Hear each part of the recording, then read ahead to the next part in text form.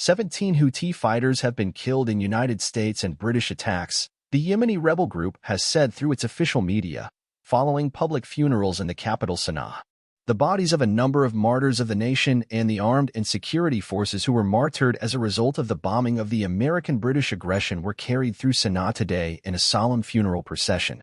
A Houthi official media said on Saturday, listing their names. The U.S. and United Kingdom have been hitting Houthi targets in Yemen since mid-January in an attempt to get them to cease their attacks on ships in the Red Sea. The Iran-backed rebels, who control much of war-torn Yemen including the port of Hodeidah, have been targeting what they say are vessels linked to Israel in response to the war on Gaza. The U.S. said on Thursday that its military had conducted several raids against missile launchers as Houthi fighters prepared to launch them against commercial shipping and U.S. warships in the Red Sea.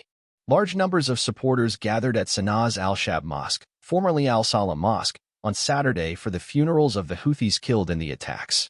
One of the mourners, Abu Motaz Khalib, told the AFP news agency that he and others present remained resolute in their position on the war in Gaza. We convey our message through these martyrs that it is absolutely impossible for us to abandon our position, which is based on principles and faith, and which forced us to take action, he said. Terrorist designation. On Wednesday, the Houthis news agency reported that the US and UK had hit targets in Hodeidah province.